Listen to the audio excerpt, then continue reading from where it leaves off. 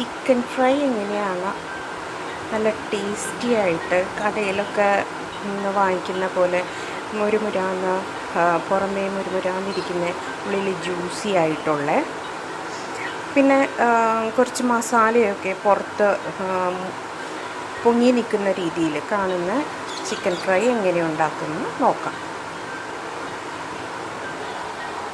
അതിലേക്ക് ചതച്ചെടുക്കേണ്ട കുറച്ച് മസാലകളുണ്ട്. അതാണ് 2 വറ്റൽമുളക്, വെളുത്തുള്ളി, 1 തുടം വെളുത്തുള്ളി. ഇത് നമുക്ക് അതിൻ്റെ അല്ലികളാക്കിയിട്ട് അതിൻ്റെ തൊലി കളയാതെ തന്നെ ചതച്ചെടുക്കണം വേണ്ടത്. അതുപോലെ ഇഞ്ചി 1 ഇഞ്ച് കഷ്ണം, ചെറിയ ജീരകം 1/2 ടീസ്പൂൺ, അതുപോലെ തന്നെ കുരുമുളക് 1/2 ടീസ്പൂൺ, പിന്നെ ഇത് ജാതിപത്രിയാണ് ചെറിയൊരു കഷ്ണം,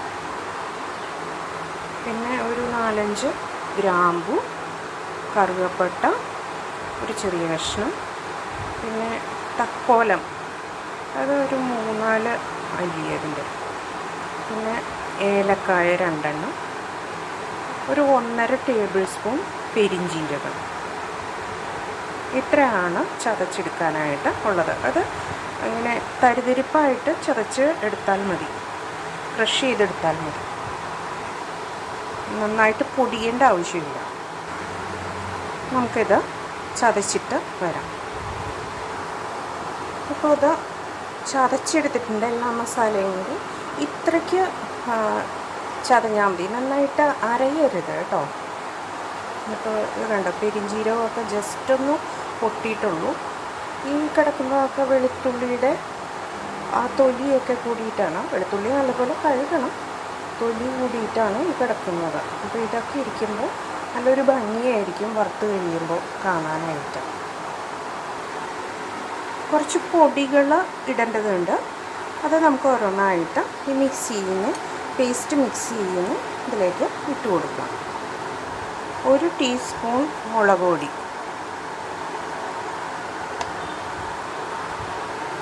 1/4 ടീസ്പൂൺ മഞ്ഞൾപ്പൊടി, 2 ടീസ്പൂൺ ചിക്കൻ മസാല,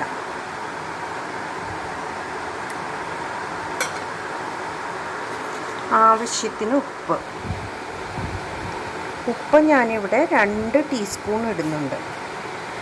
എടുത്തിരിക്കുന്നത് 1.5 കിലോ ചിക്കനുണ്ട്. 2 ടീസ്പൂൺ ഉപ്പ് ഇട്ടിട്ടുണ്ട്. ഇതിലേക്ക് ചതച്ച് വച്ചിരിക്കുന്ന ഗരം മസാലകളെല്ലാനും ഇടാം. ഇതിലേക്ക് 1 ടേബിൾ സ്പൂൺ മൈദ ഇട്ട് കൊടുക്കാം. കോട്ടിങ് പിടിച്ചിരിക്കാൻ വേണ്ടിയിട്ടാണ്, ചിക്കനിൽ കോട്ടിങ് പിടിച്ചിരിക്കാൻ വേണ്ടിയിട്ടാണ് കേട്ടോ മൈദ ഇട്ട് കൊടുക്കുന്നത്. 1/2 ടേബിൾ സ്പൂൺ അരിപ്പൊടി, അത് ഒരു ക്രിസ്പിനെസ് കിട്ടാൻ വേണ്ടിയിട്ടാണ് അരിപ്പൊടി ഇട്ട് കൊടുക്കുന്നത്. ഇനി 1 മുറി ചെറുനാരങ്ങ നീര് പിഴിഞ്ഞൊഴിക്കാം ഇതിലേക്ക്. 1 മുറി ചെറുനാരങ്ങയല്ല, 1 ചെറുനാരങ്ങ കേട്ടോ, 1 ചെറുനാരങ്ങയുടെ നീര്. ഇനി ഇതിലേക്ക് ചേർക്കുന്നത് ഇത് ഒന്ന് ടൈറ്റായിട്ടുള്ള ഒരു പേസ്റ്റ് ആകുന്ന രീതിയിൽ കുറച്ച് തൈര് ഒഴിച്ചു കൊടുക്കുക. ടൈറ്റായിട്ടുള്ള പേസ്റ്റ് ആയിരിക്കണം ഉണ്ടാവുക. തൈര് ഒഴിച്ചിട്ടുണ്ട്. ഇത് മിക്സ് ചെയ്തെടുക്കാം, നല്ലപോലെ മിക്സ് ചെയ്തെടുക്കാം. അത് നന്നായിട്ട് മിക്സ് ചെയ്തിട്ടുണ്ട്. മാരിനേഷൻ ഇത്രയ്ക്ക് തിക്കായിരിക്കണം, ലൂസായി പോകരുത്. അപ്പോൾ ഇത് കോട്ടായിട്ടിരുന്നോളും. ചിക്കനിൽ ഇനി പുരട്ടിയെടുക്കാം. ചിക്കനിലേക്ക് ഈ പേസ്റ്റ് ഇട്ട് കൊടുത്ത് നല്ലപോലെ മിക്സ് ചെയ്യും.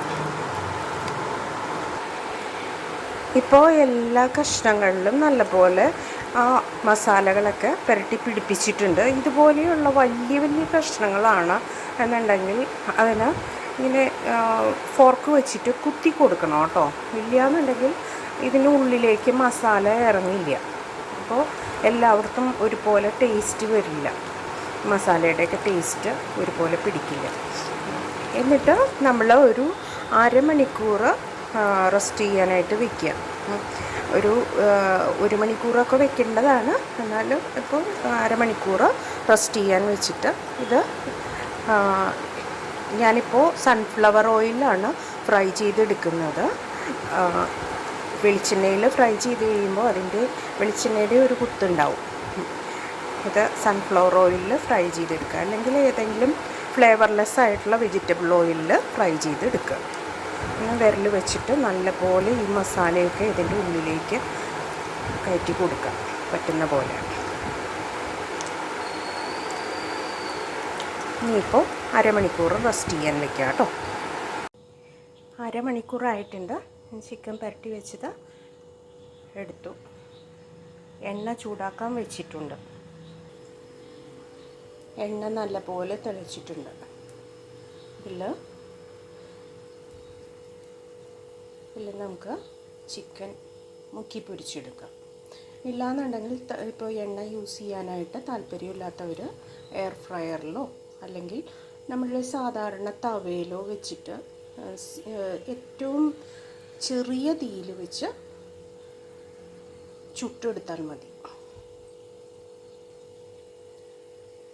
ചൂടായ എണ്ണയിലേക്ക് ചിക്കൻ പുരട്ടി വെച്ചിരിക്കുന്നത് ഇട്ട് കൊടുക്കുക. നല്ല ഹൈ ഫ്ലെയിമിൽ വെക്കണം കേട്ടോ. നമ്മൾ ചിക്കൻ ഇടുന്ന സമയത്ത് നല്ല ചൂടിൽ വെക്കണം.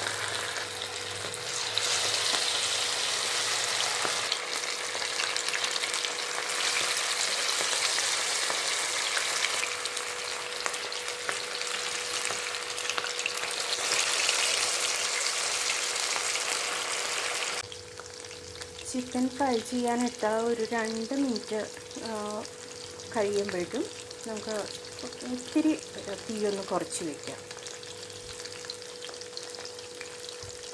സിം ടു മീഡിയം ഫ്ലെയിമിലാണ് വെക്കേണ്ടത്.